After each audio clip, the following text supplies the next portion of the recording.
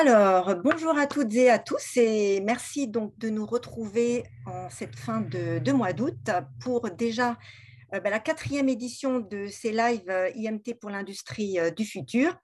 Alors ce soir, donc, il sera question des relations entre l'industrie et la recherche, deux mondes donc, qui sont appelés à davantage collaborer ensemble dans un contexte économique qu'on sait être de plus en plus tendu, où les entreprises doivent renouveler beaucoup plus vite leurs produits, des produits qui doivent aussi combiner plus les savoir-faire, des technologies, et pour cela, évidemment, la recherche représente un levier essentiel pour rester compétitif et performant. Donc, une collaboration qui doit relever de nombreux et nouveaux défis, ce que nous verrons donc dans le détail ce soir avec nos différents invités que je vais vous présenter rapidement.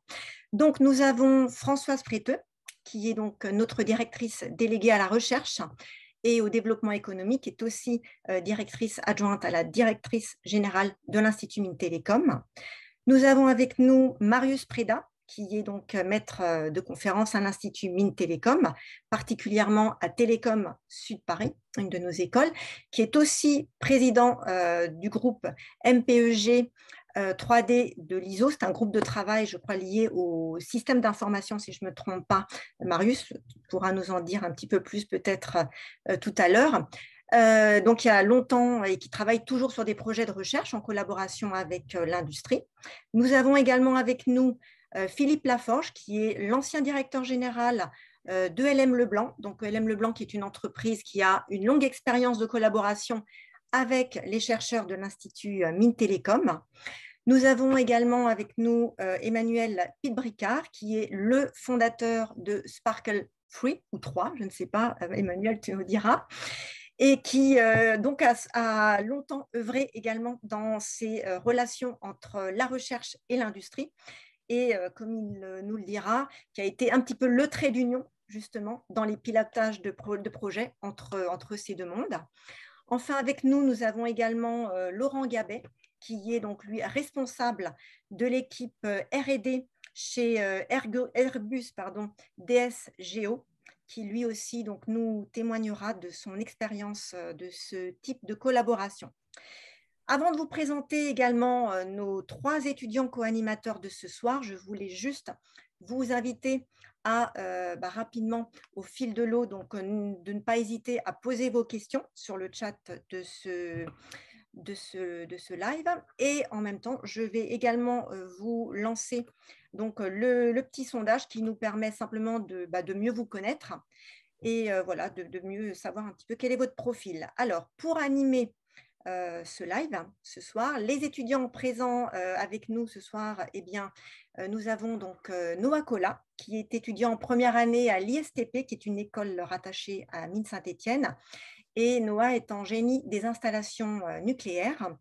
Nous avons également Lucas Leinenweber, qui est étudiant en N2 à l'Institut à IMT Business School en ingénierie des systèmes d'information et qui est actuellement en stage chez Dassault Systèmes en tant que Cloud Data Analyst. Enfin, Louise Levonsu, qui n'est plus étudiante, mais qui est quand même jeune diplômée d'IMT Atlantique, qui est actuellement donc ingénieure chez Airbus Group, et à qui je vais laisser tout de suite la parole pour assurer notre petite capsule introductive en compagnie d'un de nos plus fidèles participants.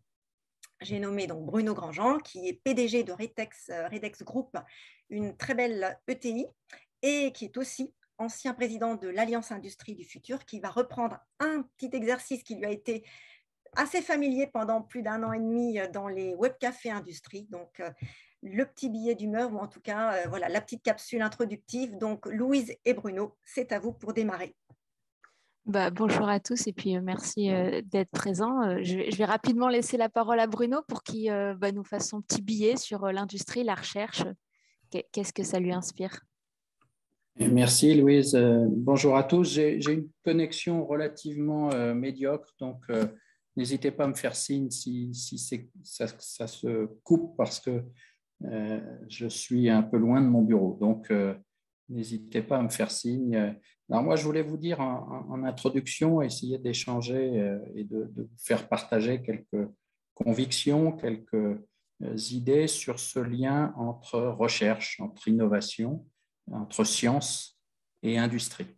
Je voudrais commencer juste par peut-être vous rappeler ou vous faire part d'une petite anecdote. Je ne sais pas si vous avez récemment été à Paris et regardé la Tour Eiffel. Sur la Tour Eiffel, vous avez cet objet technique, la Tour Eiffel, ce symbole de l'industrie du 19e siècle, de l'industrie française. Sur la Tour Eiffel, vous avez au niveau du premier étage 72 noms de scientifiques, de chercheurs qui sont présents sur la Tour Eiffel. 72 noms tout autour de la Tour Eiffel. Ces noms, ils sont en partie familiers. C'est Lavoisier, c'est Fresnel, c'est Laplace, c'est Coulomb, c'est Ampère. Ce sont des scientifiques français. Et je trouve que c'est une sorte de panthéon des scientifiques français, est un peu un hommage que l'industrie rend à la science et qui démontre, je crois, mieux que tout, ce symbole démontre que industrie et recherche et science ont vraiment partie liée. C'est une évidence, mais je crois que c'est bien de le rappeler, d'essayer de le concrétiser.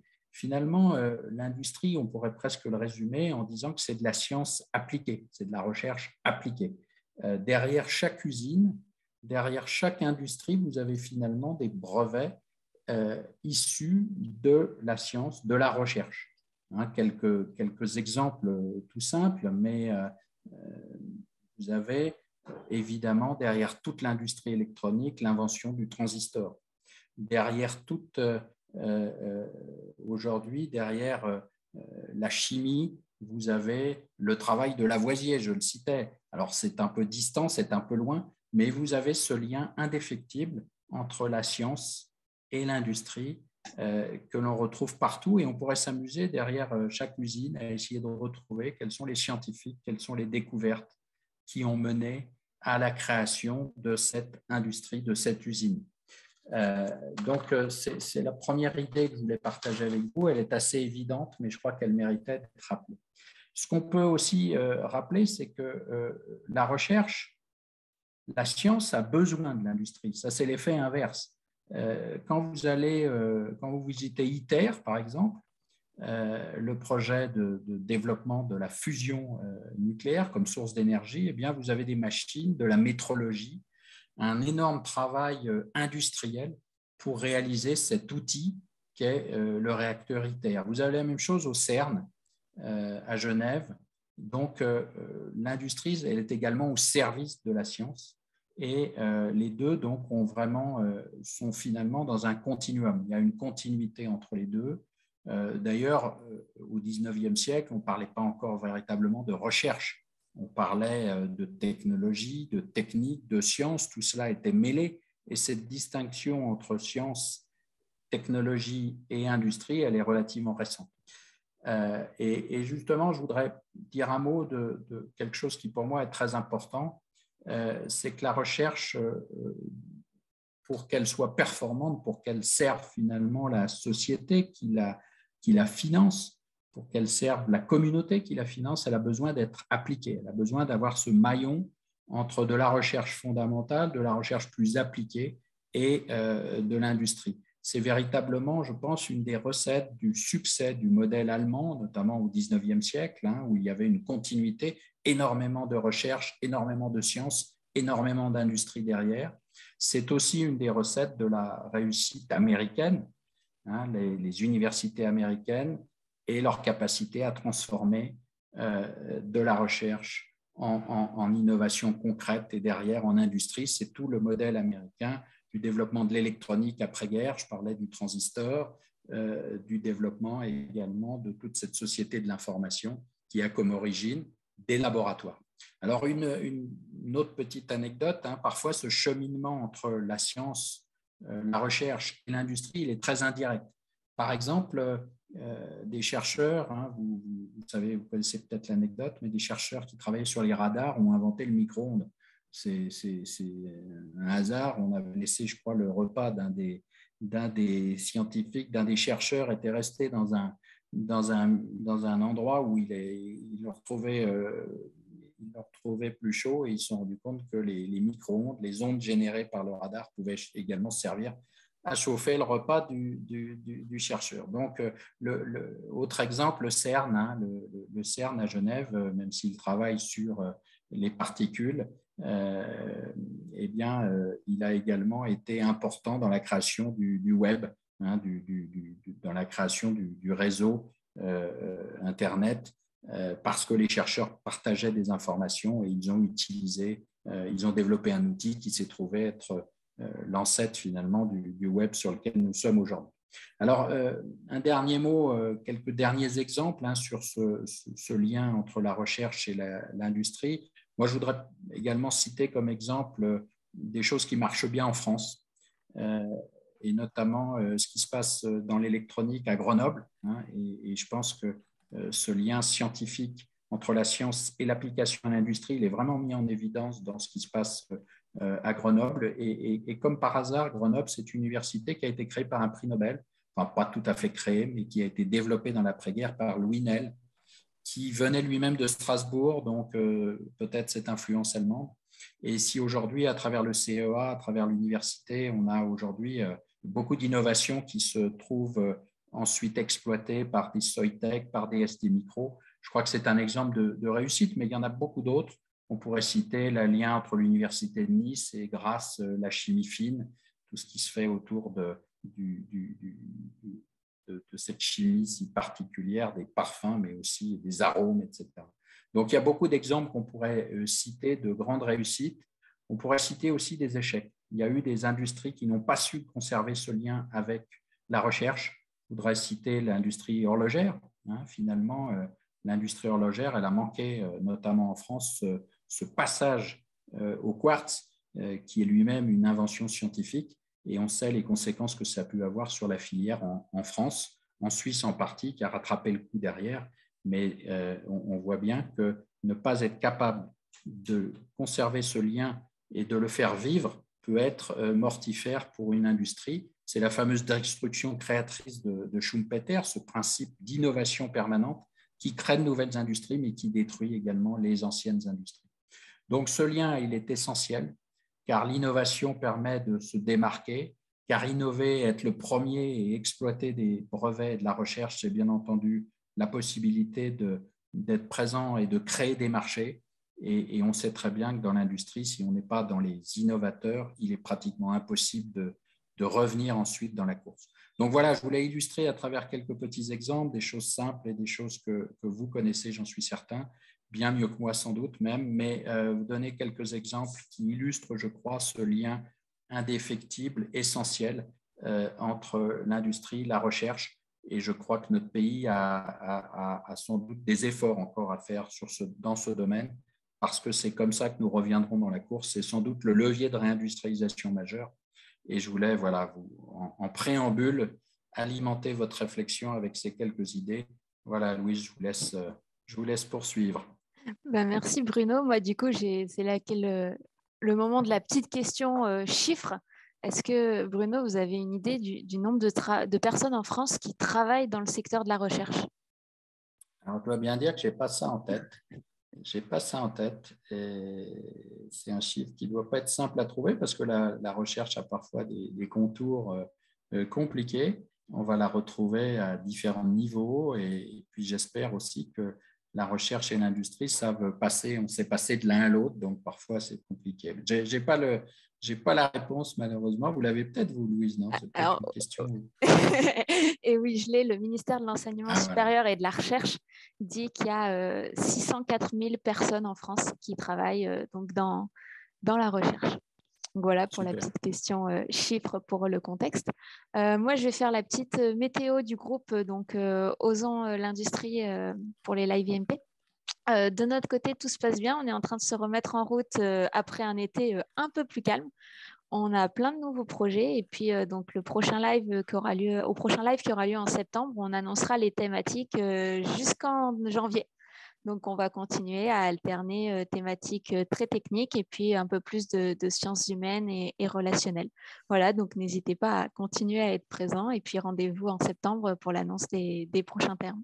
Et puis, je vais passer la parole à Lucas et Noah pour nous parler de l'industrie et de la recherche.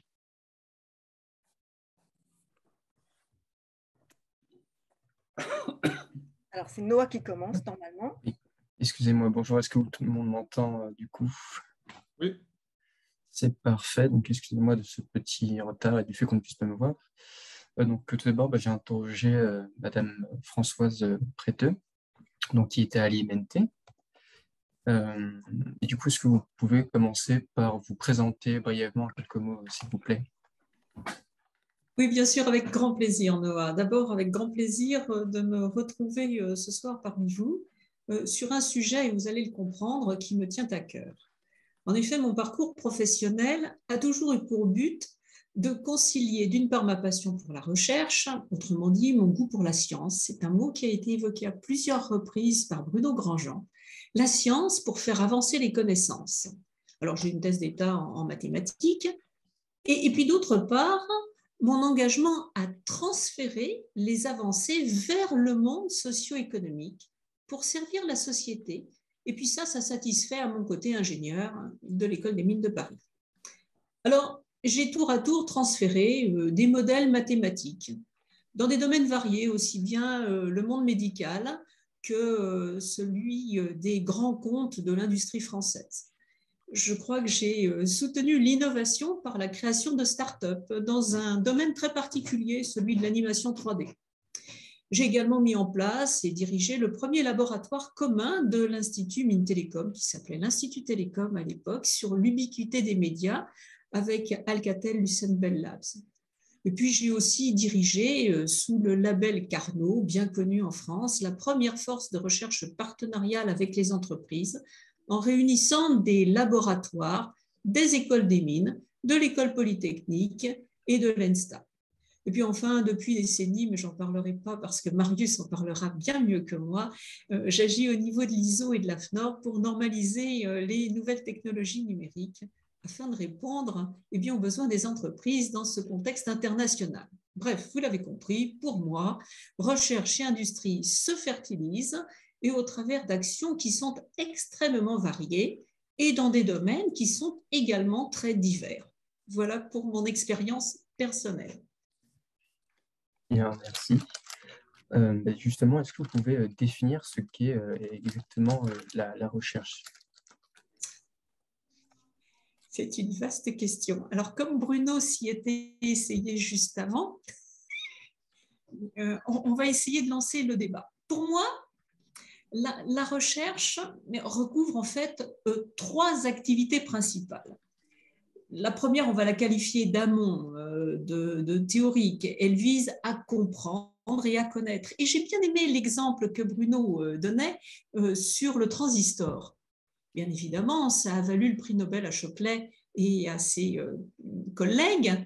Et pourquoi? Parce qu'on a inventé la semi-conductivité, enfin les propriétés des semi-conducteurs. Ensuite, il y a une recherche, donc ça pour moi c'est le domaine de l'invention. Ensuite, il y a une recherche que je qualifierais plus d'aval, d'appliqué. Elle va s'attaquer à lever des obstacles pour réaliser des dispositifs opérationnels innovants. Et quand on pense, toujours dans la logique transistor, Shockley, etc., on voit bien que là, on avait besoin de les réaliser, ces semi-conducteurs et ces jonctions NPN. Et qu'est-ce qu'on a créé? Eh bien, on a créé des laboratoires à dimension industrielle. Et là, on a résolu un autre type de problème qui étaient des problèmes technologiques. Et puis enfin, pour moi, le troisième volet, et c'est ce que je qualifierais de recherche sociétale, eh bien, ce volet vise à ouvrir de nouveaux usages, de nouveaux modes d'organisation. Donc, faire de la recherche, finalement, c'est se positionner selon ses goûts, ses talents, sur l'un de ces trois volets, et ce n'est pas linéaire, hein, et de faire des incursions autant que de besoin de l'un vers l'autre en revenant. C'est un petit peu la mode des petits poèmes en prose de Baudelaire, vous savez, c'est ceux qui n'ont ni début ni fin et qu'on peut parcourir à la demande par le milieu, par le début ou par la fin et revenir au début, au milieu, etc. Donc, je vais essayer de synthétiser ma pensée sur la recherche en fonction de mon expérience et de ce que j'ai pu vivre dans des écosystèmes de recherche, c'est que cette recherche soit amont, qu'elle soit expérimentale, appliquée, qu'elle soit pré-compétitive, parce que c'est le terme que l'on emploie, elle est liée à l'industrie, industrie au sens large, en lui offrant des solutions pour répondre à ses besoins de développement économique, territorial et soutenable aujourd'hui. Donc, pour moi, vous l'avez compris, la recherche, c'est un travail d'équipe au sein de communautés qui peuvent être scientifiques, qui peuvent être technologiques et en lien avec des acteurs socio-économiques, en lien avec des filières industrielles. On a la chance d'avoir Bruno Grandjean, le président de l'AIF, et l'Institut Mines Télécom, donc vos écoles, bien sûr, eh bien, sont membres de l'AIF. C'est la moindre des choses pour des écoles de l'industrie. Alors, je ne sais pas si tout est bien clair pour vous sur la recherche. La recherche, c'est de la curiosité, c'est un état d'esprit, c'est de la créativité, c'est de la liberté, c'est de l'autonomie, c'est des moments d'excitation, de passion. Et puis, il y a des moments où c'est plus difficile parce qu'on croyait tenir quelque chose. Et puis, finalement, c'est quelque chose qui nous échappe. Donc, il faut se remotiver pour effectivement résoudre les obstacles. Bien, merci pour cette réponse très détaillée. Je propose maintenant de passer la parole à Lucas. Bien sûr, merci Noah donc, pour cet enchaînement. On va continuer donc par interroger Marius Préda, donc ex-thésard de Françoise Préteux. Donc ça fait un lien assez facile d'une école que je connais très bien, donc Télécom Sud Paris, l'école voisine de la mienne, donc, que je connais assez bien. Donc Marius, si vous pouvez vous présenter brièvement, depuis combien de temps vous travaillez dans la recherche pour des entreprises et voilà votre parcours dans l'ensemble. Ok, bonjour à tous. Content d'être là. Mon parcours, disons, il est plus classique jusqu'à un certain moment où il est devenu un peu moins classique. C'est pas lié avec à la rencontre avec Françoise, mais ça a quand même eu un impact sur le reste. Donc, je suis un ingénieur de Polytechnique de Bucarest. Et un jour, Françoise est venue à Bucarest pour faire des cours et je ne sais pas pour quelle raison, elle a pensé que je dois faire une thèse. Et donc, je suis venu rejoindre son équipe. Et depuis, moi, j'ai resté dans l'équipe. Françoise est partie à un certain moment. Et j'espère qu'on continue le travail qu'on a commencé il y a beaucoup d'années, 25, peut-être 25 ans, avec Françoise. Et donc, je peux dire que je suivis jusqu'à un certain moment une carrière assez classique de chercheur avec une thèse, avec un poste de maître de conférence. Et à un certain moment, j'avais une frustration dans le sens que beaucoup de choses qu'on faisait n'arrivaient pas vraiment à être valorisées. Heureusement, on a laissé des traces sur Internet. Donc, je me souviens à l'époque avec Françoise, quand on faisait le premier service de streaming, et quand on dit aujourd'hui, bah oui, Netflix, on l'a inventé une dizaine d'années avant, personne ne croyait. Et pourquoi? Parce qu'on travaillait dans la compression vidéo. Quelques années après, on a fait un premier jeu Pokémon 5 ans avant que Pokémon Go existe. Et il y a toujours cette frustration pas d'avoir raison, mais de savoir qu'il y a des choses qui vont arriver, mais qui ne se transforment pas à l'auteur du potentiel. Et donc, je me suis mis à essayer de comprendre pourquoi. J'ai fait un MBA, d'ailleurs dans ton école, Lucas,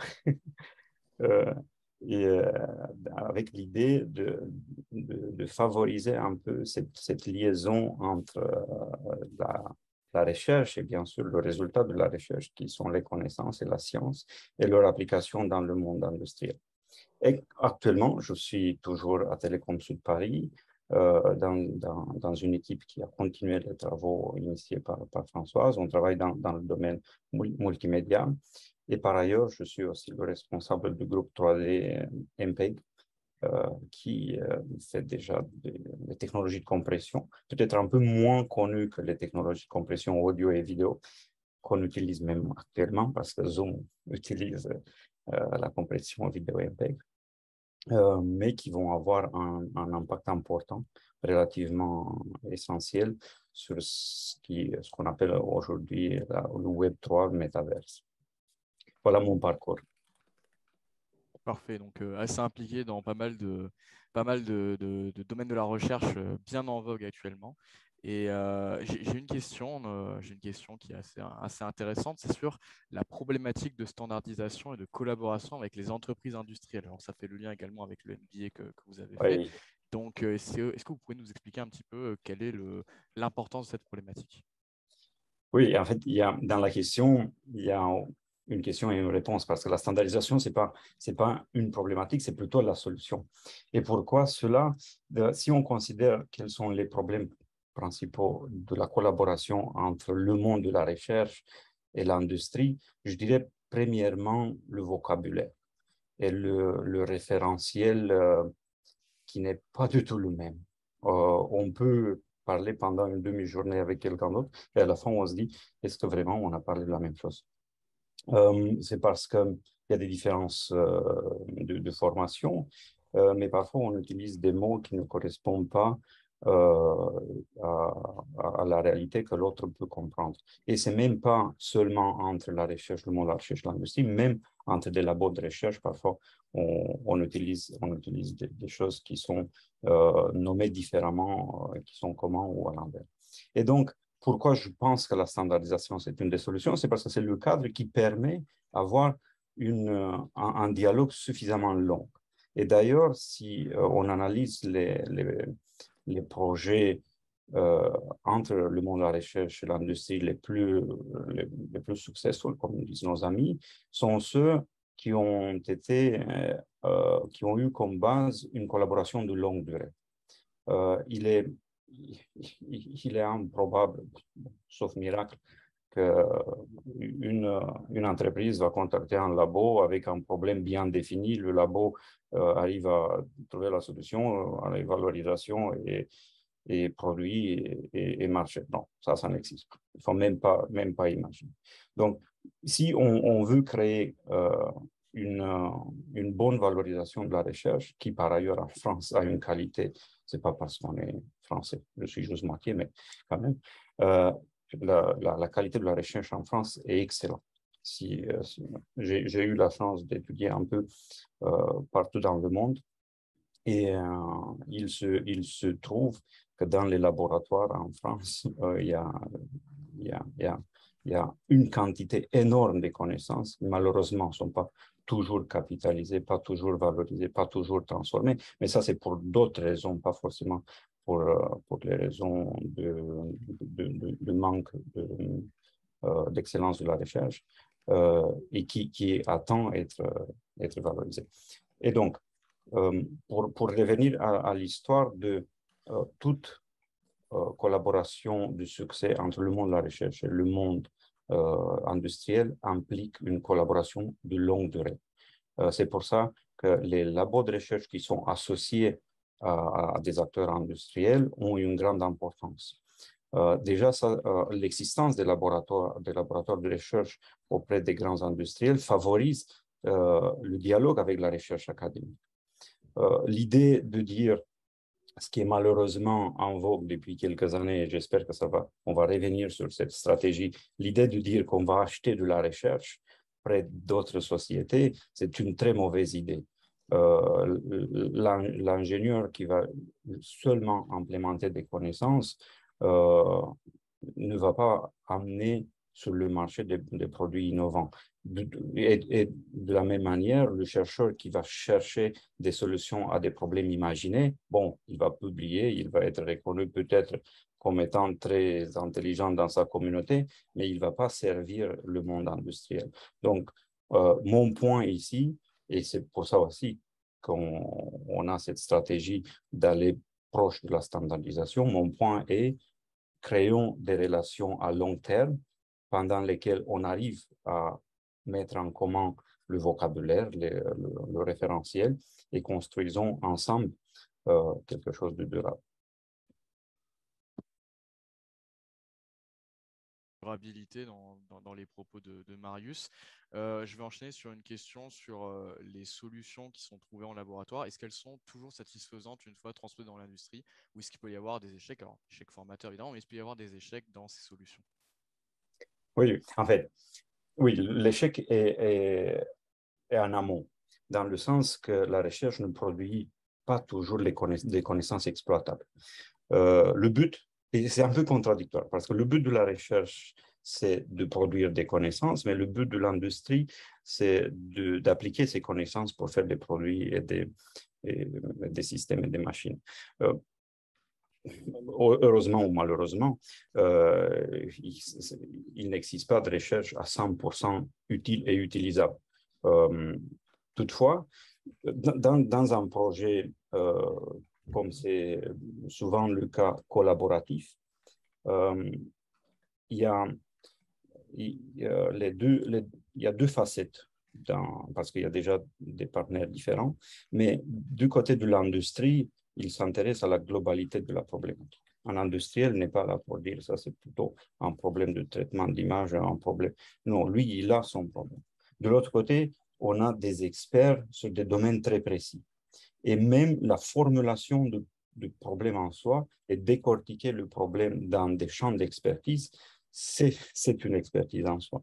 C'est pour ça qu'on dépense relativement beaucoup d'énergie, beaucoup de temps à construire les projets, les plans de recherche, pour vraiment identifier quel type d'expertise convient à un problème qui en soi est complexe. Les problèmes industriels ne sont pas des problèmes qu'on peut traiter simplement dans un cadre très, très spécifique. Et donc, cela fait qu'il y a besoin en général pas d'une seule expertise, mais de plusieurs expertises. Ça veut dire aussi qu'on est amené à construire des consortiums, et c'est d'ailleurs ce qu'on a fait. Peut-être Philippe et Emmanuel vont parler de ça, des consortiums entre des chercheurs et des industriels pour arriver à avancer les connaissances et appliquer ces connaissances dans des cas réels. Pas toutes les connaissances vont être applicables tout de suite. Il ne s'agit pas de dire que certaines connaissances sont plus intéressantes que d'autres. En soi, toutes les connaissances sont très intéressantes, mais il est possible que le contexte spécifique d'une industrie, même d'un acteur industriel, ne permet pas d'appliquer directement ces connaissances. Il y a ce compromis à faire entre ce qu'on peut trouver comme connaissance et leur moyen de l'appliquer dans des contextes industriels spécifiques. Parfait, je pense que je vais pouvoir laisser la parole à Noah qui va pouvoir enchaîner sur la prochaine interview. Oui, je vais pouvoir interroger du coup monsieur Philippe Laforge. Du coup, vous êtes l'ancien PDG de ELM Leblanc, du coup, qui est connu principalement pour ses chaudières à gaz, si je ne dis pas de bêtises. Entre autres, oui. Est-ce que vous pourriez, s'il vous plaît, rapidement présenter votre parcours? Oui, tout à fait. Bonsoir à toutes et à tous, et très heureux aussi d'être parmi vous. Donc, je travaille dans l'industrie depuis une bonne trentaine d'années, dans des secteurs aussi variés que les télécoms, l'automobile ou l'énergie, dans des fonctions de directeur économique ou directeur général, aussi bien en France et puis aussi en Allemagne, puisque j'ai travaillé longtemps pour le groupe Bosch. Et comme vous le rappeliez, il y a quelques mois encore, j'étais DG de la branche thermotechnologie du groupe Bosch en France. Et puis, j'ai décidé d'aller plus dans l'entrepreneuriat et de créer une start-up dont je lancerai l'activité dans quelques mois. Et ce qui m'a toujours animé, c'est le développement, localiser le développement et la fabrication en France pour pérenniser des emplois au niveau de la recherche, au niveau de l'industrie en France. Et c'est une des raisons qui nous a conduit entre ELM Leblanc et IMT de construire un partenariat assez fort ces dernières années. D'accord. Eh bien, justement, vous parliez de pérenniser les emplois. Est-ce que vous pourriez nous dire quels sont les éléments qui apportent une pérennité? Alors, Tout d'abord, entre l'industrie et la recherche, on ne fonctionne pas tout à fait de la même façon. Il faut que les uns et les autres se rapprochent un peu leur point de vue. Très schématiquement, chez l'industriel, on est sur des temps plutôt courts, on est plutôt pragmatique et le KPI le plus important, c'est la profitabilité quand même. À la fin, une entreprise doit gagner de l'argent. Alors, je vais un peu caricaturer, hein, pour la recherche, on est sur des cycles un peu plus longs. On est dans le domaine de la connaissance, donc on est beaucoup plus théorique, on parle de verrous technologiques, d'enjeux scientifiques. Et le KPI du scientifique, c'est quand même le nombre de publications. Donc, il faut faire en sorte que tous ces mondes-là s'adaptent et se rejoignent. Et je pense qu'en tant qu'industriel, aujourd'hui, on n'a pas des moyens illimités. On est dans un monde de plus en plus instable. Il faut qu'on gagne en agilité, en rapidité, parce que comme ça a été dit tout à l'heure, on doit offrir des produits toujours plus innovants et des services toujours plus innovants. Et pour cela, un industriel ne peut pas être sur tous les fronts. Et il a besoin de partager aussi son effort de R&D. C'est pour ça, comme le disait Bruno Grandjean, la recherche a besoin de l'industrie a besoin de la recherche. Et donc, l'industriel, il doit construire son écosystème. Et là, quand on construit un écosystème, on n'est plus dans le temps court, on est dans le temps long. Et ça permet aussi de contrebalancer cette forme d'instabilité qu'on vit aujourd'hui. Et donc, il faut accepter de faire une collaboration à moyen et long terme du point de vue de l'industriel. Et pour ça, pour pouvoir s'inscrire dans une démarche à moyen et long terme, il faut bien définir les possibilités de coopération. C'est-à-dire sur quel domaine, sur quelle thématique on va travailler. Ça, c'est la première chose. Quelles sont les formes de cette coopération? On peut très bien faire un labo commun, on peut très bien viser une chaire industrielle, on peut faire des projets collaboratifs, embaucher des thésards cifres. Voilà. Et donc, ça aussi, il faut s'offrir ces possibilités-là et voir quelles sont les priorités au fur et à mesure du développement du partenariat. Et puis, il faut accepter de mettre des moyens financiers sur la table de part et d'autre, enfin des moyens financiers ou autres, hein, humains, sur la table. Et puis, il faut être tout à fait transparent. Les deux parties doivent être transparentes, c'est-à-dire que chacun doit partager sa roadmap. Les deux partenaires doivent dire, voilà, moi, Institut Mines Télécom, voici dans mes différents labos, dans mes différentes écoles, quels sont les thèmes que j'aborde, ou là où je suis dans l'excellence. Et puis l'industriel, eh bien, il doit expliquer son marché, ses problématiques et montrer sa vision stratégique en termes de produits et de technologies.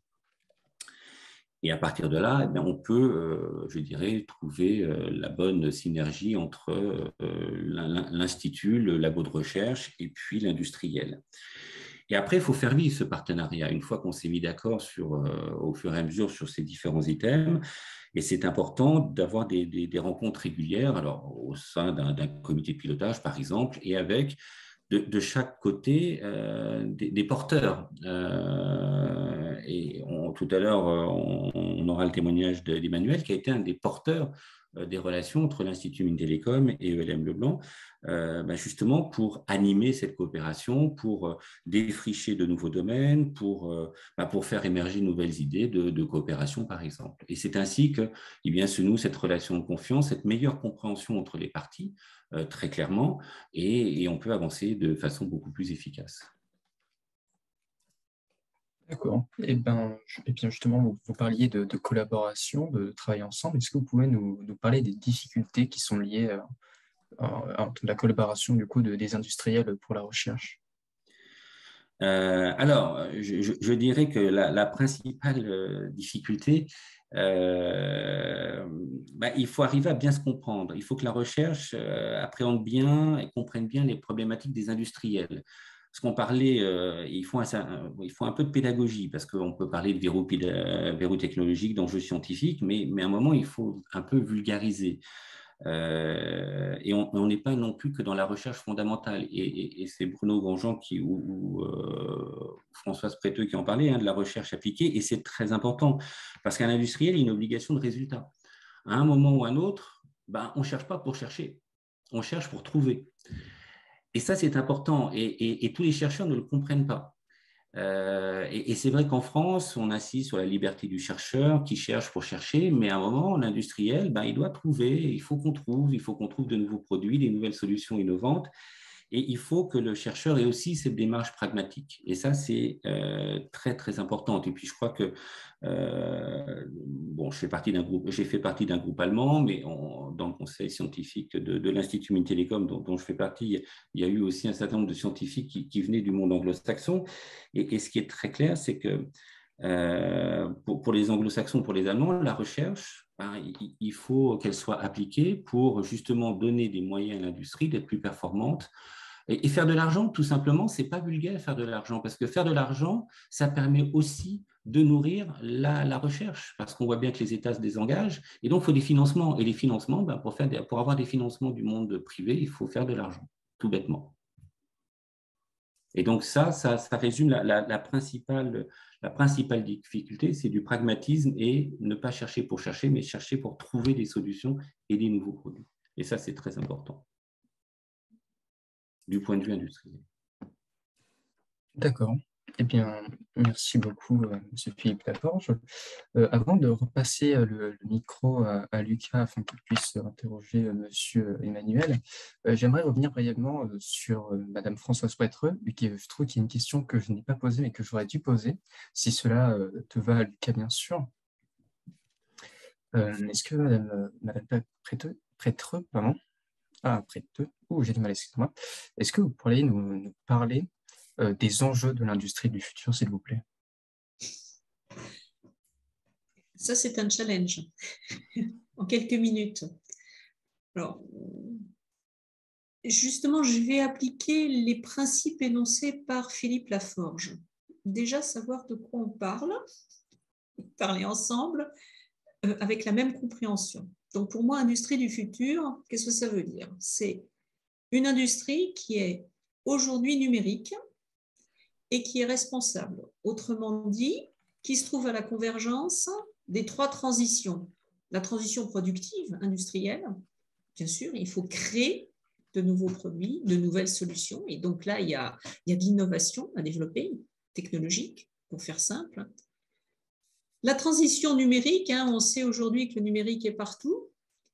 Et puis la transition écologique, de manière à avoir des solutions, des dispositifs qui soient éco-conçus, qui soient soutenables aussi en termes d'enjeux et d'adaptation face au changement climatique, à l'émission de gaz à effet de serre, etc.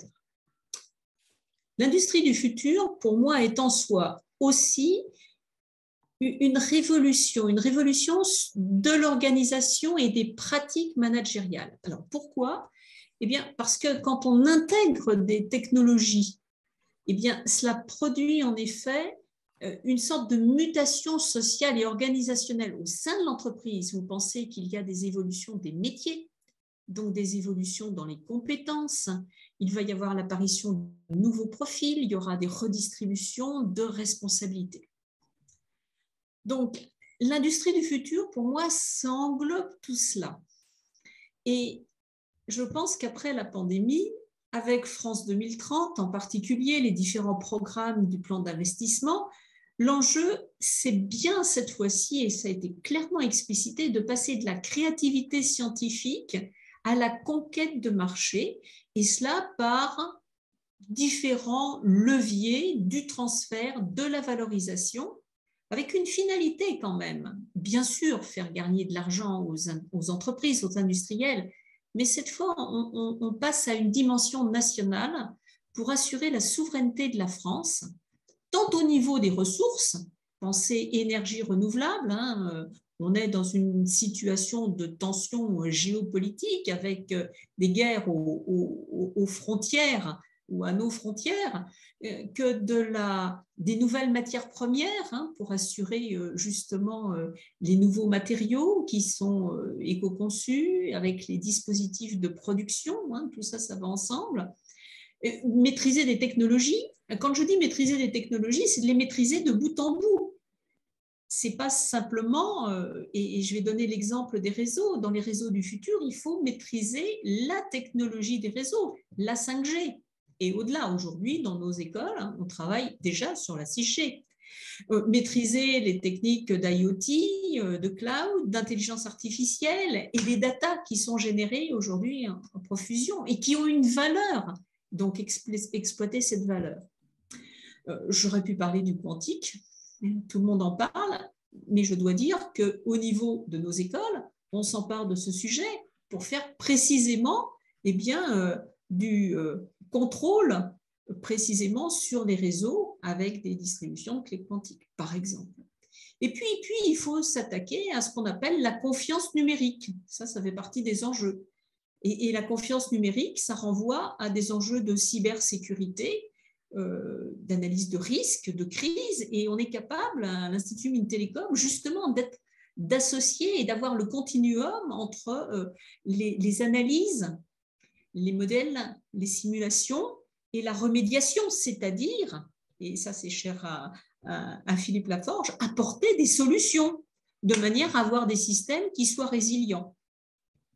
Bref, pour faire simple, moi je vais dire qu'aujourd'hui, alors même que la pandémie a révélé nos vulnérabilités, rupture dans les chaînes d'approvisionnement, c'est clair pour tout le monde, elle a aussi été facteur d'accélération des transformations de prise de conscience sur les enjeux de la transition écologique, sur les opportunités qu'offre le numérique et sur les nécessaires transformations des entreprises pour s'approprier ces deux enjeux. Autrement dit, on a un renouveau, on a une espèce de vent aussi d'optimisme qui est en train de souffler sur l'industrie française. Donc, j'oserais dire qu'on parle de réindustrialisation, de relocalisation, que cela, ce n'est pas un rêve fou pour refonder une industrie forte en France et que les étudiants que nous formons, les ingénieurs qui sortiront de nos écoles, pourront devenir en fait les acteurs de cette nouvelle industrie et de cette industrie du futur. Voilà. D'accord, merci beaucoup. Ça a l'air comme très intéressant ce futur qui s'annonce au niveau de l'industrie. Merci. Je vais donc pouvoir repasser le micro à Lucas. On va enchaîner avec l'interview et les questions pour Emmanuel Bricard. Alors, un petit peu comme avec les autres, déjà, bonjour, quel a été votre rôle et qu'est-ce que cela a apporté donc, à vous et aux autres donc, je suppose dans votre ancienne entreprise et maintenant actuellement dans ce que vous avez fondé. Alors, moi je suis un passionné de science-fiction et de technologie et j'ai la chance de voir et d'utiliser des choses dont je rêvais quand j'étais gamin. Ou que je lisais dans tout un tas de bouquins que je dévorais. J'adore la technologie en tant qu'outil qui sert, qui a du sens, qui peut impacter positivement nos vies, l'environnement, si bien sûr c'est l'usage qu'on décide d'en faire. J'ai passé 18 ans chez ELM Leblanc, dans le groupe Bosch, et ce qui m'a levé tous les matins pendant ces années, c'est avec cette culture justement de la technologie, comment défendre nos usines françaises, comment améliorer leur efficacité, leur efficience, comment simplifier la vie aussi des collaborateurs. Ça a été une fierté de mettre en place tout un tas de projets et de soutenir les collègues avec des solutions innovantes.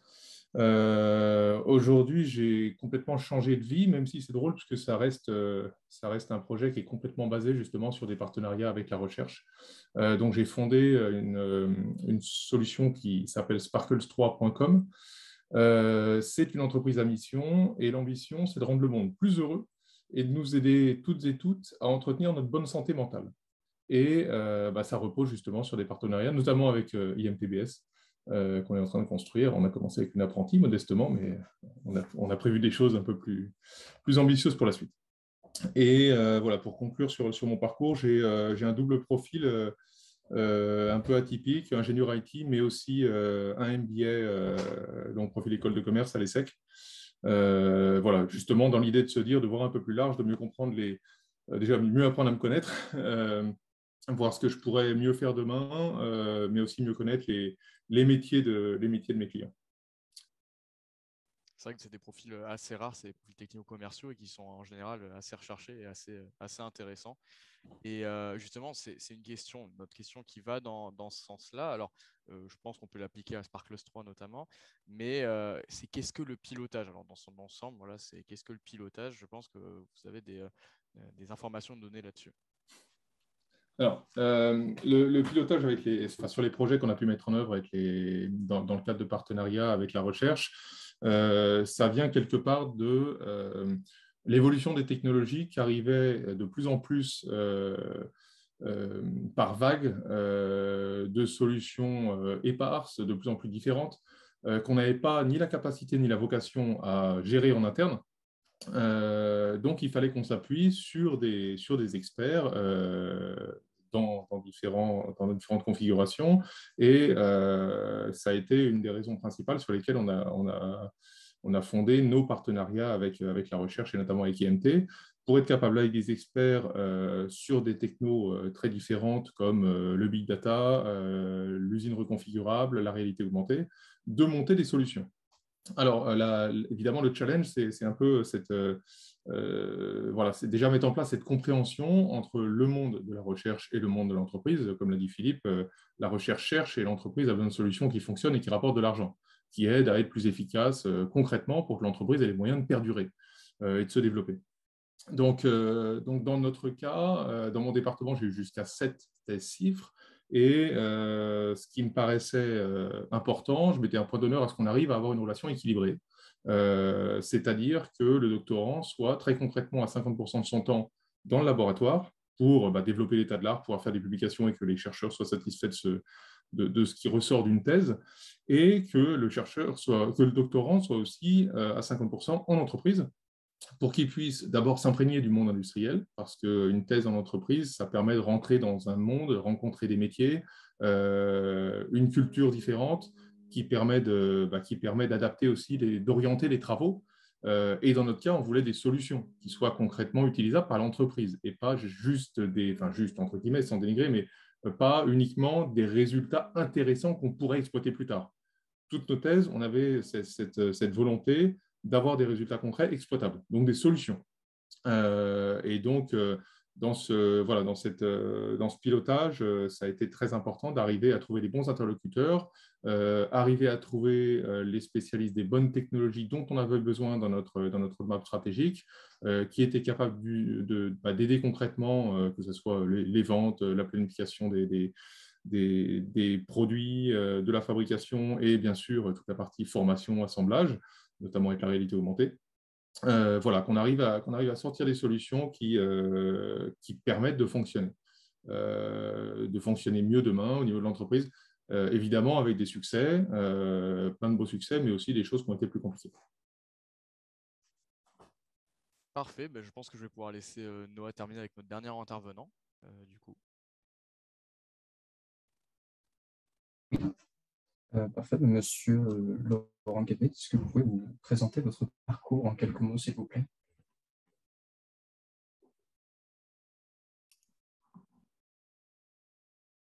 Je crois qu'il y a un problème de son, on ne vous entend pas, ou alors c'est moi. Ah, d'avoir un problème de son. On ne vous entend pas, Laurent. Non, toujours pas. Non, toujours pas. Problème de micro branché, peut-être. Pas de micro branché, je ne sais pas. Non, regardez dans les paramètres audio sur Zoom. La petite flèche vers le haut à côté du micro, regardez si vous êtes connecté à la bonne sortie audio.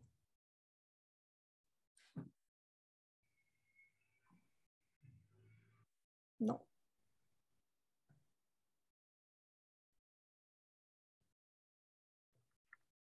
Petit souci technique. Ça me soulage que je ne suis pas la seule personne à en avoir eu ce soir. Ah il en faut toujours, hein, de toute façon, sinon ce ne serait pas drôle.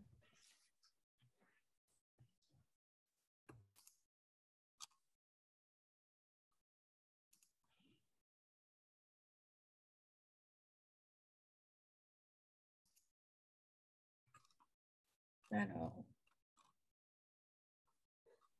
En attendant, Lucas, peut-être as-tu d'autres questions? Voilà, on peut commencer à lire les questions que les personnes je peux enchaîner sur une dernière question, puisque j'étais en train d'interviewer Emmanuel Bricard. Je peux toujours poser une dernière question. Parfait, sur, par exemple, certaines difficultés qu'il y a à travailler simultanément entre des laboratoires de recherche, des entreprises. Est-ce qu'il y a certaines difficultés qu'on peut énoncer, Emmanuel, ou même les autres, hein, si vous avez des avis à énoncer? On a fait une très belle thèse sur l'usine reconfigurable avec un candidat extraordinaire qui était passionnant. Voilà, un doctorant, ça a été 3 années géniales d'abord de l'avoir dans l'équipe et ensuite sur la profondeur des travaux qu'il a pu mener sur l'idée de se dire comment avoir un outil de pilotage pour réorganiser les différents éléments de l'usine, rendre ceci plus facilement agençable, déplaçable et rendre mobile grâce à une intelligence qui permettait de planifier l'organisation de l'usine pour mieux répondre à la demande client. Thèse très technique, très pointue, mais des résultats passionnants et pertinents, ça marchait. Et on a été incapable de l'accueillir chez Bosch. Et énorme frustration de ma part. C'est que voilà, on avait un candidat génial, on avait un thème qui était utile. Bosch a 200 usines dans le monde, donc être capable d'améliorer l'agilité de nos solutions de production avec ce type d'outils aurait été utile pour améliorer la compétitivité, pour mieux utiliser les ressources, d'autant plus dans ce monde où il y a des ruptures d'approvisionnement dans tous les sens. Donc ça aurait été vraiment génial. Mais pour tout un tas de raisons internes, on n'a pas pu créer un poste pour l'accueillir. Et en parallèle, c'était tellement pointu qu'on n'avait personne qui avait le background pour intégrer ce type de compétences et le reprendre. Donc pour nous, on l'a développé. C'était intéressant, mais pas applicable, malheureusement. Alors qu'on aurait pu, si on avait pu l'embaucher, le garder ses compétences et les développer en interne. Bon, par contre, pour lui, ça lui a beaucoup servi, puisqu'ensuite, il a retrouvé un poste super sur cette partie-là où il a pu mettre en application ailleurs ce qu'on avait développé chez nous. Donc, voilà. Pour nous, c'est un échec qui ne vient pas du tout du succès de la thèse. Très bien. Juste un test, est-ce que vous m'entendez maintenant? Oui. Ah, là, c'est parfait. On vous entend. Impeccable. J'entends mon tour. C'est ça. Du coup, si Lucas, tu as fini, je vais pouvoir enchaîner avec M. Gabet. C'est parfait. Mais du coup, monsieur Gabet, pourriez-vous vous présenter brièvement, s'il vous plaît?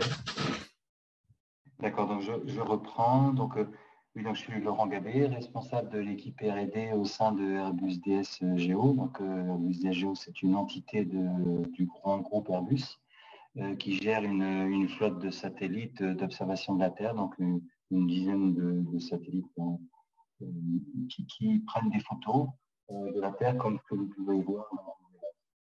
Donc, l'objectif de l'équipe R&D dont je m'occupe, qui fait de la recherche, on attendait des innovations, des nouveaux produits, quoi que ça veuille dire, hein. Ça peut vouloir dire simplement améliorer la qualité des images, ça peut vouloir dire lancer des nouveaux services sur notre plateforme numérique, ça peut vouloir dire fournir des conseils aux agriculteurs pour mieux gérer leur culture ou encore gérer la déforestation, calculer les environnements 3D. Donc, on peut faire beaucoup de choses avec des images satellites, ça couvre toute la Terre, c'est disponible immédiatement. Donc, voilà en quelques mots ce dont je m'occupe.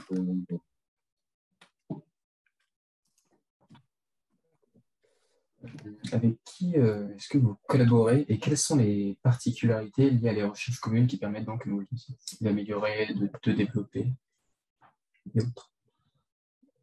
Donc nous, l'équipe Innovation R&D, elle travaille sur des marchés verticaux, certains marchés verticaux qu'on a décidé au sein de la société d'adresser nous-mêmes. Donc là, on met en place tout un tas de travaux de recherche, soit avec des partenaires académiques sous la forme assez classique de thèse, ou alors on organise des projets, des programmes en collaboration avec les gens de ce sujet qui sont en France, notamment le CNES, l'INRIA, l'ONERA. Voilà, comme ça a été dit au préalable par Bruno Grandjean, c'est vrai que la recherche se fait aussi dans l'industrie et crée des brevets. Donc c'est bien notre cas.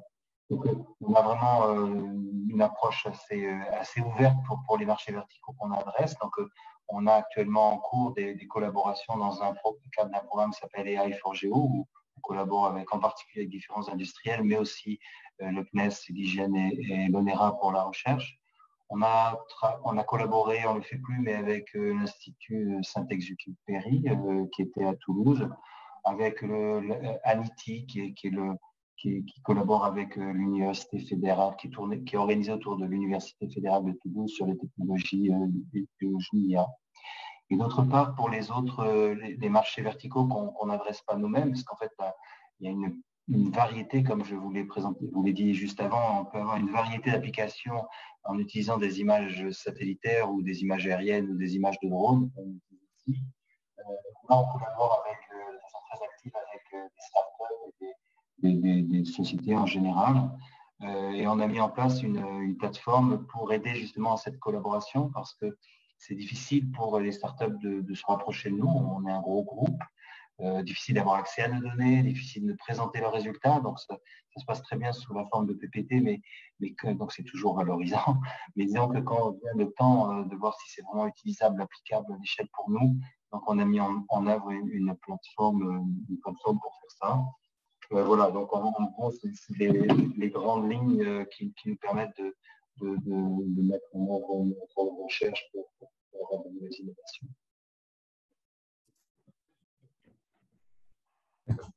Est-ce que vous pouvez nous dire quelles sont les choses à faire afin que les collaborations fonctionnent, afin qu'il y ait vraiment des résultats exploitables? Oui, alors oui, ça c'est un point, alors ça a déjà été abordé, hein, donc je crois que c'est Laforge qui disait il faut se comprendre entre l'industriel et le labo de recherche. Effectivement, moi je dirais ça sous un autre terme pour l'industriel, ça veut dire s'impliquer. Alors c'est très difficile de mettre en place des travaux de collaboration de recherche avec la recherche académique ou les grands projets, grands programmes que j'ai cités avant. C'est une énergie folle.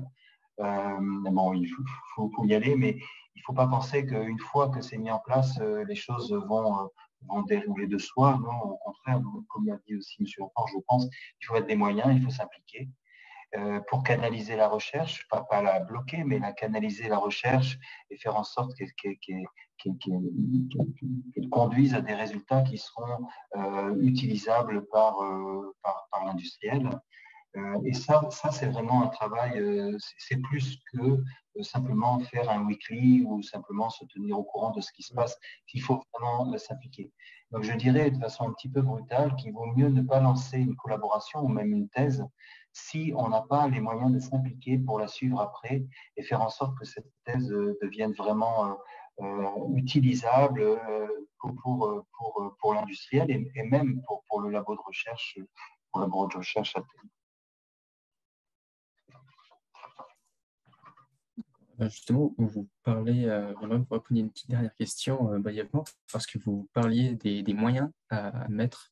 Est-ce que vous pouvez nous parler des différences de moyens entre les universités, les startups et les plus grandes entreprises?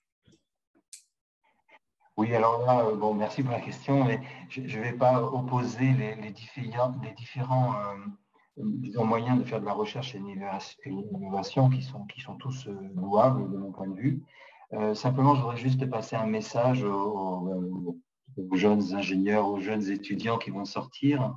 Tout le monde, il y a un peu un désamour vis-à-vis des grands groupes, alors qu'en fait, parce que les startups sont beaucoup plus dynamiques, peut-être, c'est ce qu'on pense, beaucoup plus gai, beaucoup plus ci, beaucoup plus là. Mais en pratique, pour moi, je suis issu d'une startup, donc je sais de quoi je parle. Mais en pratique, les grands groupes ont pris, c'est récent, mais ils ont pris le tournant de la transformation numérique. Et donc, et maintenant, donc qu'est-ce que ça veut dire la transformation numérique pour un grand groupe? Ça veut dire simplement, en tout cas dans notre cas, ça veut dire être capable de travailler sur le cloud, avoir toutes les images satellitaires sur le cloud, avoir nos ingénieurs qui puissent s'exprimer sur le cloud. Et donc, en fait, on offre, en tout cas dans les équipes de recherche et d'innovation, on offre un cadre qui est déjà solide d'un point de vue financier et un cadre qui permet aux étudiants, qui permet aux chercheurs qui travaillent avec nous, d'avoir réellement un impact sur la planète, tout bêtement, hein, à l'image de ce que font les ingénieurs chez Google par leur développement individuel grâce aux technologies numériques modernes. Ils peuvent avoir vraiment un impact. Et ça, ce point-là, a été souligné par Françoise Préteux au préalable.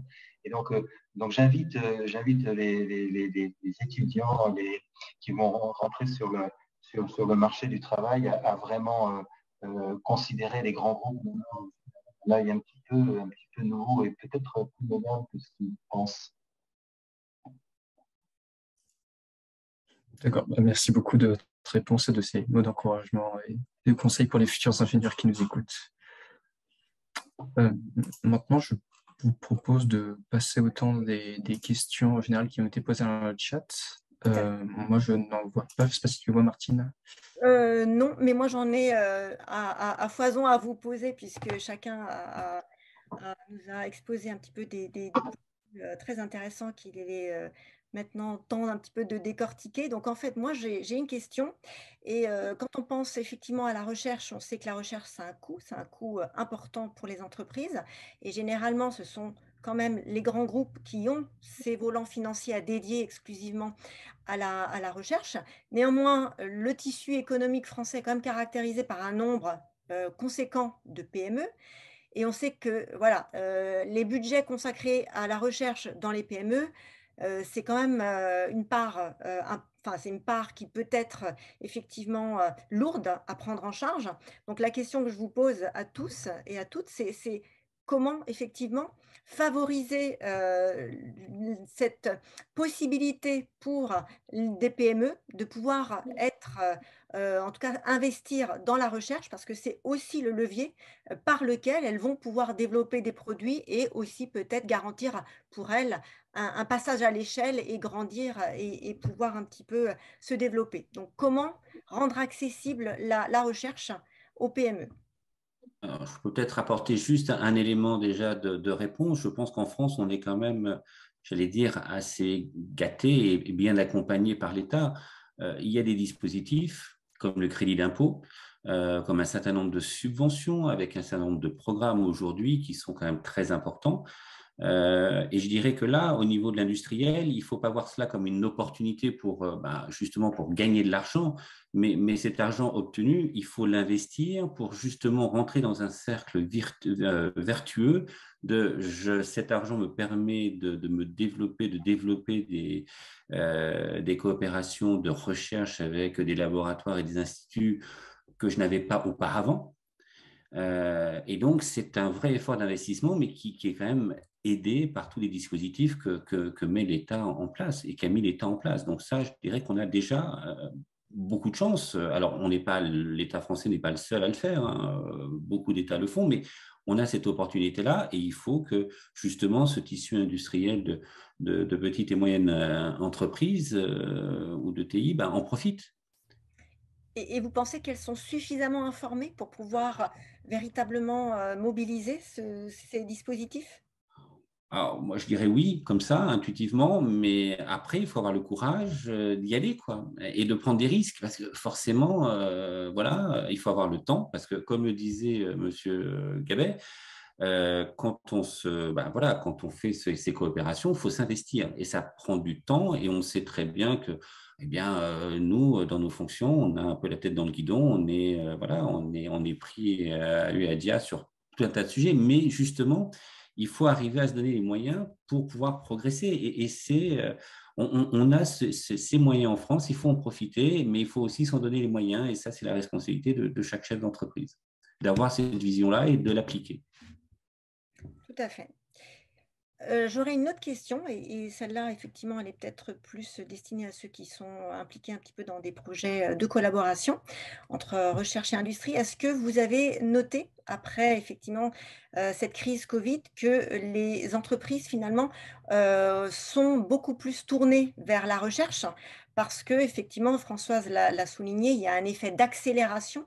Est-ce que ça veut dire qu'en même temps, il y a aussi justement une prise de conscience qu'il faut investir plus massivement dans la recherche? Je ne sais pas qui veut répondre.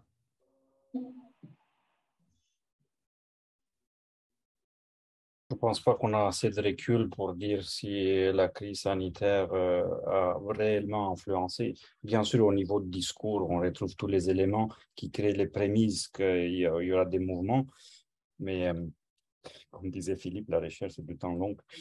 Pour vraiment voir si ça va avoir un impact, il faut attendre un peu. Moi, je pense que la prise de conscience a été même avant. Peut-être que ce n'était pas aussi exprimé sur tous les canaux de télévision comme maintenant, parce qu'apparemment, les gens découvrent à chaque crise le monde. Mais je pense que la compétition internationale, surtout dans le monde des technologies de l'information, était bien identifiée avant. Et les chefs d'entreprise, ils ont senti sur leur propre peau que s'ils ne bougent pas très vite, être très rapidement innovants, pour être très agiles, on parle de l'agilité depuis au moins une quinzaine d'années, ben, ils vont simplement mourir. Philippe parlait de l'existence des dispositifs étatiques. Par ailleurs, ça existe dans tous les pays développés. La France est bien dotée, bien sûr, mais il y en a d'autres qui font au moins pareil, voire mieux. Et même dans cette compétition de soutien des gouvernements pour la recherche, pour la valorisation de la recherche, c'est une vraie compétition au niveau mondial. Il y en a d'autres qui sont beaucoup plus pragmatiques que nous, surtout les anglo-saxons, les asiatiques aussi sont très pragmatiques. Ils vont, dès que le dispositif existe, ils vont l'utiliser à fond. Moi, je trouve qu'en France, on est un peu sur la réserve. Je pense qu'il y a vraiment une dichotomie culturelle entre la recherche, le monde de la recherche et l'industrie, qui vient de quelques bonnes années où on avait l'impression qu'on était sur des planètes différentes. Les choses commencent à s'améliorer. La nouvelle génération est beaucoup plus perméable, on va dire. Je me souviens quand moi j'ai commencé, c'était clair qu'il fallait choisir une carrière soit académique, soit industrielle. On n'imaginait pas vraiment de faire des passages de l'académie vers l'industrie. J'ai l'impression que c'est en train bon, pas peut-être une révolution, mais on trouve beaucoup plus le contact entre l'industrie et l'académique maintenant qu'il y a 20 ans. Mais je continue à croire qu'on est en retard par rapport à d'autres pays. C'est clair. Et comment pensez-vous qu'on peut... Vous vouliez intervenir peut-être, Laurent? Oui, je voulais juste rebondir sur ce que dit Marius, sur le fait que on est un petit peu, en France, on est un petit peu sur la réserve. J'ai travaillé un petit temps aux États-Unis et le maître mot aux États-Unis, c'est le good enough. Donc, dès qu'il y a quelque chose qui est plus ou moins prêt, ben, allons-y, fonçons. Et ça, c'est quelque chose qui est très favorable à la recherche et à la recherche, mécanisme de recherche et industriel. Parce que ben, c'est typiquement ce qu'on peut avoir dans des débuts de recherche et il ne faut pas hésiter. Alors, c'est un risque, c'est difficile, financier, etc. Il ne faut pas hésiter à se lancer un peu dans le goût du neuf pour un peu lutter contre cette réserve qui n'est peut-être pas en français, mais enfin, en tout cas, on sait que c'est une réalité en France. Tout à fait. Et moi, je voulais juste pour rebondir aussi sur ce que disait Marius, sur peut-être le manque de culture industrielle qu'ont nos jeunes chercheurs. Ce qui a été encore relevé aujourd'hui, il y a une étude de BPI France qui relevait l'appétence des jeunes chercheurs pour le monde entrepreneurial et industriel, mais comme point qui a été relevé, c'était justement le manque de connaissances justement de ces écosystèmes entrepreneurial et industriel. Et la question, c'est comment favoriser justement le fait de pouvoir donner à nos jeunes chercheurs justement cette culture industrielle qui a longtemps irrigué quand même la société et même un peu le monde académique, qui était très fortement lié à ce monde un petit peu industriel. Là, on voit qu'effectivement, les années de désindustrialisation, le fait qu'effectivement, il n'y a plus ce côté un peu immersif ou de connaissance de cet univers-là, fait qu'il reste peut-être un peu déconnecté. Alors, ça peut peut-être changer avec l'essor vers de l'apprentissage, mais qu'est-ce que vous pensez qu'effectivement, on devrait peut-être faire pour plus faire en sorte que nos chercheurs soient plus conscients un peu des problématiques des industriels? Je pense tout simplement qu'ils doivent être ouverts à ce qui se passe. Quand on regarde, par exemple, ce qui se passe en Allemagne avec la force de l'industrie, parce qu'on a des grands patrons qui ont justement favorisé l'emploi en Allemagne, parce que c'est une réalité. Ce sont des Allemands, ils favorisent le travail en Allemagne, l'industrie et la recherche, parce que les deux vont ensemble. Et moi, je prenais l'exemple, je prends l'exemple de mon ancien groupe. Chez Bosch, chaque fois que vous avez une usine, vous avez un centre de développement. Ce n'est pas neutre. Vous avez une ligne ou plusieurs lignes de produits, mais vous avez aussi le développement et l'industrialisation qui sont juste à côté. Parce que ça forme un bloc. Donc, si vous avez une usine, vous avez du développement, donc de la recherche. Et c'est ça qu'il faut recréer en France. Et en France, à une certaine époque, on n'a plus des patrons qui avaient le patriotisme chevillé au corps. Il faut être très clair. Et aujourd'hui, on parlait de souveraineté avec Françoise Créteux, c'est très clair. Un pays, quand on ne produit pas, on n'est pas souverain. On n'est pas maître de notre avenir, on n'est pas maître de notre destin. Et ça, les jeunes, il faut qu'ils le comprennent. Et je crois que les messages aujourd'hui, ils sont très clairs. Quand on n'est pas capable de produire des masses en pleine pandémie et ainsi de suite, eh bien oui, on ne produit pas de médicaments. Il faut se poser la question du monde dans lequel on vit, dans lequel pays on vit. Et je pense que là, on critique, on a cet esprit-là de critiquer beaucoup la France, oui, il faut retrousser nos manches, parce que je peux vous dire que en Europe, tout au moins, il y a des pays qui y vont. On parle de la Turquie, du vrai pays low cost en Europe, c'est le Portugal. Ces gens-là, ils ont comment dirais-je, des centres de recherche, ils ont énormément, comme le disait Marius Preda, des subventions, ils sont moins chers, ils travaillent plus, et ils parlent 3 langues minimum. Et donc, si vous voulez, on peut se glorifier de notre recherche en France et de notre excellence et tout ça, mais il faut y aller, quoi. Et c'est aussi bien l'industriel que la recherche. Et il faut donc s'ouvrir au monde et regarder ce qui se passe. Et quand on voyage un peu, on se dit, OK, en France, on a un très beau pays, on a beaucoup d'atouts, il faut râler un peu moins et faire un peu plus. D'ailleurs, il faut mettre à l'honneur la créativité française, parce que même le mot faiblesse a été inventé par un grand patron français qui a justement théorétisé le concept de envoyer la production ailleurs et garder seulement la partie conception, sauf que les autres ne sont pas plus bêtes que la moyenne. Exactement. Et ils ont pris également la conception. Donc, et c'est un ensemble. C'était une grande erreur du début des années 2000. Bon, c'est 20 ans depuis que c'est arrivé. Probablement, on a encore le temps à faire le contraire et à rapatrier aussi la production. Et je pense qu'il y a quand même de nombreux messages qui émanent des organisations gouvernementales, de la BPI. Il y a quand même tout un tas de communications qui font prendre conscience de cela. Et c'est, je pense, à l'adresse des jeunes, des patrons et des centres de recherche. Tout à fait. Il y a une de nos internautes, effectivement, qui nous disait aussi en commentaire qu'il y avait la dimension de coordination européenne qui était aussi effectivement un moteur dans le positionnement entre les États-Unis et la Chine pour pouvoir pousser finalement cette recherche à dimension effectivement européenne, puisqu'on parlait de souveraineté nationale. Mais je pense qu'effectivement, si on veut redonner à l'industrie un petit peu ses lettres de noblesse, il ne faut pas que avoir une dimension, je pense, nationale, mais aussi européenne, parce qu'on est aussi plus forts tous ensemble. C'est vrai.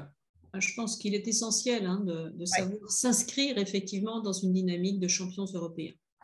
C'est une vraie stratégie. La cybersécurité, ça ne se joue pas à l'échelle d'un hexagone. Ça se joue à l'échelle du monde. Et si on veut avoir des certifications, des garanties, il faut au moins que l'Europe soit capable d'allier toutes les compétences et de produire les meilleures solutions sur ces enjeux de souveraineté. Il y a un très grand projet qui porte ces enjeux et qui s'appelle Gaia-X, qui est d'ailleurs une initiative industrielle qui est bien sûr à dimension européenne, le board est européen. Ça ne veut pas dire pour autant qu'on ne dialogue pas avec les compétiteurs ou les co-compétiteurs qui se trouvent soit du côté du continent américain ou du côté du continent asiatique. Ce n'est pas du tout ça. on ne coupe pas les ponts, le dialogue doit avoir lieu et même on va jusqu'à promouvoir des solutions aujourd'hui qui sont développées en France. J'en parle savamment parce que l'Institut Mintelecom est membre fondateur et pilote justement sur les nouvelles spécifications qui permettent de définir les services partagés dans Gaia-X avec la certification de la sécurité, parce qu'il vaut mieux que ce soit nous, Européens, qui fabriquions les certificats, qui garantissions effectivement les degrés de fiabilité et de sécurisation plutôt que de se laisser envahir par des produits qui seraient certifiés à des niveaux bien inférieurs. Je voudrais ajouter aussi qu'au niveau de l'Institut Mintelecom, on a depuis fort longtemps déjà anticipé le fait que la position européenne devait être renforcée et on a créé l'Académie franco-allemande de l'industrie du futur. Et un certain nombre d'acteurs intervenant dans ce webinaire sont d'ailleurs très fortement impliqués, en particulier Airbus, sur cette académie franco-allemande, où nous développons effectivement ensemble, avec les partenaires allemands, nous avons comme membre fondateur la TUM, donc l'Université technologique de Munich, et ensemble, on fait en sorte de développer les nouvelles solutions. La recherche, nous la faisons dans nos laboratoires, mais ensuite, on cherche effectivement à la transférer, à la valoriser pour des solutions qui ont cette dimension européenne. Si vous me permettez, je voudrais revenir sur la toute première question, à savoir qu'est-ce que vous faites pour les PME, pour les ETI. Alors d'abord, moi, je voudrais préciser quand même que les ETI ont en général une feuille de route, ce sont plutôt des entreprises qui sont innovantes, elles savent plutôt bien où elles veulent aller en termes de nouveaux produits, de nouveaux services, et elles sont tout à fait capables de s'adresser à des laboratoires de recherche. En revanche, on peut les aider. On sait très bien qu'il y a un club des ETI avec une régionalisation. Et en ce qui nous concerne, au niveau de l'Institut Mintelecom, on a développé effectivement une alliance avec le club des ETI de la région Grand Est, par exemple, pour apporter une offre de services en fonction des besoins identifiés au niveau de l'ensemble de ces ETI. Et bien sûr, on va, j'allais dire, diffuser ce modèle de collaboration très rapprochée à d'autres régions. Donc ça, c'est un premier point. Un deuxième point, ce qui concerne les PME. J'ai bien noté que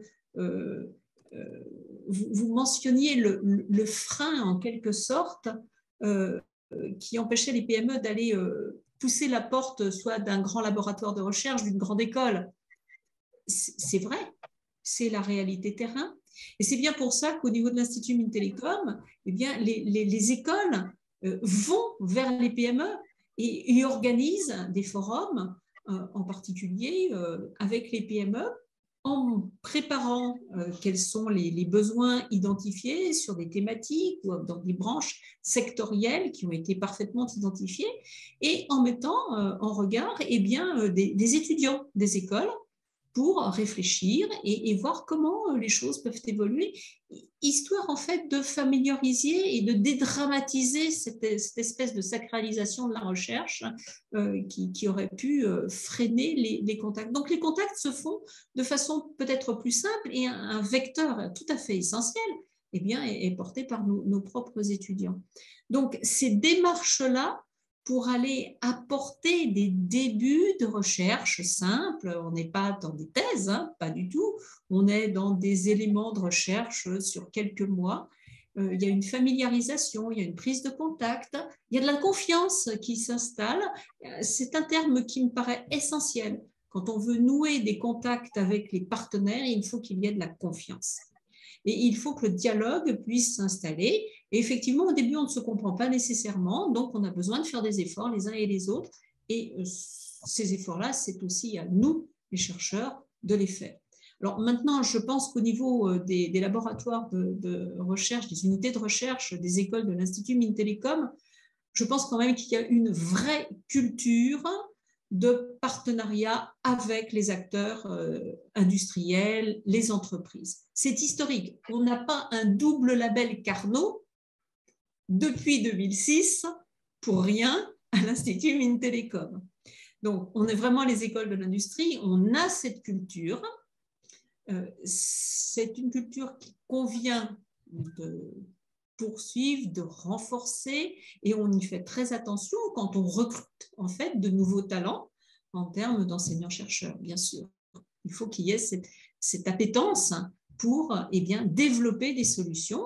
Et puis sur le panel des instruments qu'on peut mettre à disposition pour faire de la recherche en collaboration avec les entreprises, il y a un tel choix qu'on peut trouver ce qui est le mieux approprié.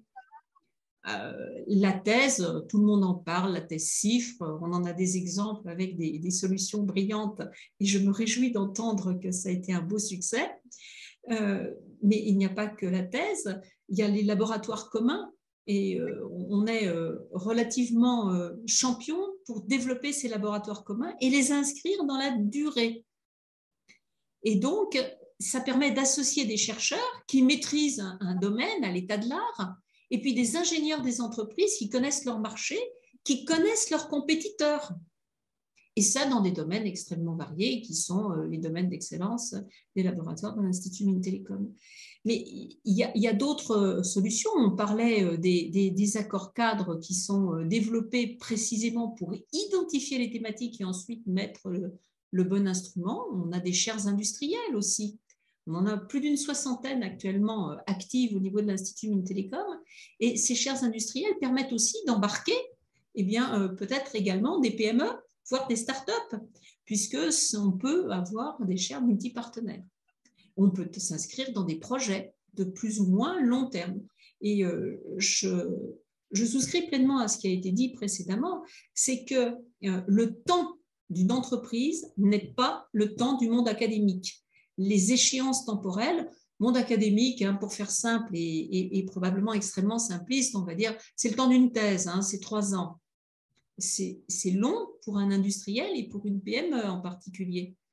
Donc, il faut être capable d'adopter les bons instruments qui permettent de répondre suivant les échéances, c'est-à-dire les urgences des chaînes de fabrication. Vous voyez jusqu'où je peux aller, justement pour s'adapter aux besoins des entreprises et répondre à leurs besoins de compétitivité et d'évolution.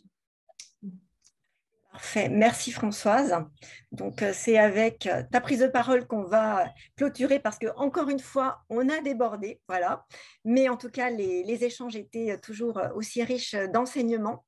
Donc pour conclure, simplement je vous dirais que le replay sera disponible entre demain et lundi.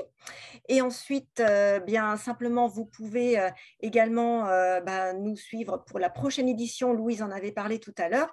Donc, la 5e édition de ces lives, ce sera le 29 septembre, où là, on s'intéressera à l'hydrogène pour en savoir un petit peu plus. Voilà, grand sujet également. Écoutez, un grand merci en tout cas à vous tous et à vous toutes pour vos interventions.